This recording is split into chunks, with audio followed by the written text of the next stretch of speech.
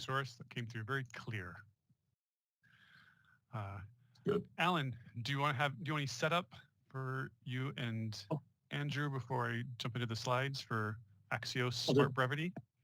Yeah, I'll turn it over to him in 1 second. I'll just remind everyone that I think late last summer we had our first Axios SmartBrevity training. And since then we've had a work group of about 20 people from this team participate, talk about how they're using it in their daily work. And so Andrew's going to show a few examples of that, and also I think a couple of slides level set for anyone who doesn't remember it or maybe wasn't even here when we did that training, because I know we've had a new caregivers join us. And also would say if anyone that's not participating in that work group would like to, let me know and we'll add you. But I'll turn it over to you, Andrew. Great. Thanks, Alan. Thanks, Preston.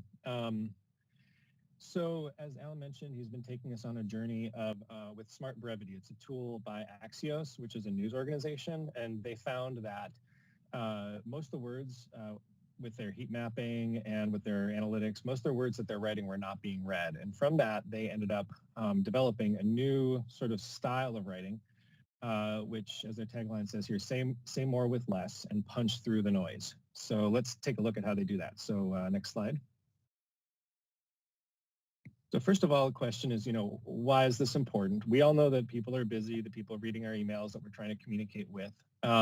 Stats show that essential work emails that people need to see, that we are writing, those go unread a third of the time. And most words in what we write also go unseen. So people are really just trying to get what they need from content. And so with the next animation, Preston, you can see that this is the kind of design. If you don't take anything else away, this is kind of what SmartBrevity looks like in general. You've got your one big thing up top. Kind of what's new is really what you lead off with. And then you kind of add context, why it matters, and maybe even background information kind of lower down. And that becomes optional for your readers. So you really want to give them the most important stuff up top. Next slide.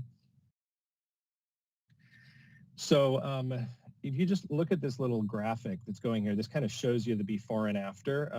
I kind of feel like it's a little mesmerizing. So you see the big blocks of text that we tend to write, and then here it is in the new style. So let's look at what you got to do. You got to, number one, identify your audience, know who you're writing for. So just think of that one person. Grab your attention with the subject and headline. So nothing that's really vague, but you really want to put some content in there that's going to make them want to open it. Up top, you're going to start with one big thing. Don't try to cram a bunch of stuff in there. You just want to just give them what's new, and it's a real challenge to try to get that down into one big thing. Next. A little out of order here, but the short paragraphs, you want to really cut those down 2 to 3 sentences max. You don't want to overwhelm people with big blocks of text. Next bullet. And SmartBrevity is a big fan of using bullets a lot when you have like lists of, multiple things you want people to know, and also bolding, but they have a little caveat on the bolding. It's just the bolding never goes in the middle of a sentence or towards the end. You always bold at the beginning, and often that requires rewriting, but they have that as part of their philosophy to kind of make it easy to skim so readers don't have to have their eyes jumping all around. So rewrite your sentences so you get the bold up front.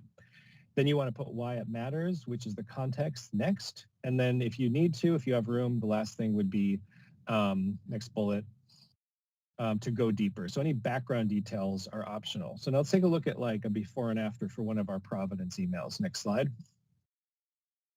So here was a draft that, actually not a draft, this is an email that went out. So if you just kind of imagine skimming through this, I did some highlighting here to show. So let's do the first 2 clicks. So you want to look at the wordy and non-essential stuff first, kind of go through and figure out the stuff that you might be able to cut. So that's part of the discipline. Next 2, Preston. So then you can find your one big thing. You see here in this email, it's actually way down in the middle, and it's kind of split up in the middle of a paragraph too, a few different things. But that's really where our one big thing is in this.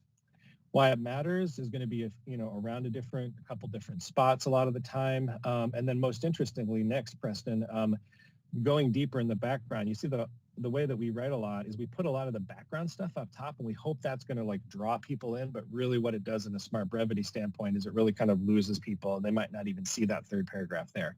So next, highlight. And then we have, a couple other things about what's coming next. So now, if you go to the next slide, Preston, you can see this transforms into, here's your SmartBrevity version of that.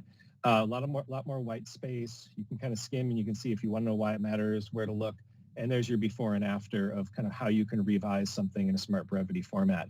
I'll take one more sec. Let's skip this next slide, Preston. You guys can go into it. This is just to say that the why it matters, those are not prescriptive. You can kind of be flexible about your headers. Just keep that in mind. Next slide. Now let's look at how we can do this in our circle, our tool. So this was also a draft that was given to me to put into a thing. We did our highlighting, and now let's go into like the final product. So here you can see we have a lot of options with our blocks and in our circle. Next slide, Preston. So one of the first things is click. We can put you know, if you're talking about a report as your new tool, you can put that right up top. You don't need to wait to kind of deliver that. That's linked from our graphic here. Next, click. Here's now knowing our audience. In this case, our audience is clinicians, so we want to give them something that might appeal to them, like they want to save time, they want safer patients. And then the bulk of it, next click, is we're really giving them the whole story here in the subheader. So let's do one more click, and you'll see that the subheader is built up of the call to action and the one big thing that we're trying to say. So really, if people read nothing more, they've actually gotten the story. So now let's go into how they can get that more detail. So the one big thing is our header here for the tools. Bullets in our circle can be replaced with link blocks. It gives you the chance to put a visual in there, as well as kind of say a little bit what you want and deliver your links right there. Nice, clean looking format. And then you've got your why it matters. Now here we were given a subject matter expert gave us a research article. A lot of times when we write, we might just say like, read more about something here, and just like highlight the word here. What you can do here is use those kinds of extra resources to pull out why it matters if it's not clear. So here we have some nice compelling sort of human-oriented stats bulleted and bolded up the beginning of the sentences to make it really easy to skim. And then one thing that Axios doesn't cover in SmartBrevity, because they write news, is the sort of call to action or what's next. So so here we have some kind of call to actions. Actually, this is what's next, but I do think that we need to keep in mind that call to action is also an important thing we need to keep in our stories for Providence. So next slide. I think we're done here. If you don't have the book, it's available for $25 on bookshop.org. I think it's cheaper on Amazon. There's a TED Talk, really interesting to watch the founder talk about how they developed it. We have some recorded meetings. You can kind of see the last thing we talked about if you're interested in joining the group. And as mentioned, Alan, you can reach out to him if you want some more information. So thanks for the time. You did that. I think, you did that in SmartBrevity presentation style too, which they talk about. So that was really excellent. And I was just going to mention one other thing is that we are going to work on a presentation that can be given to some of the people we interact with a lot to explain like why this style matters and help them understand. So that'll be coming soon too. But thanks, Andrew. That was awesome.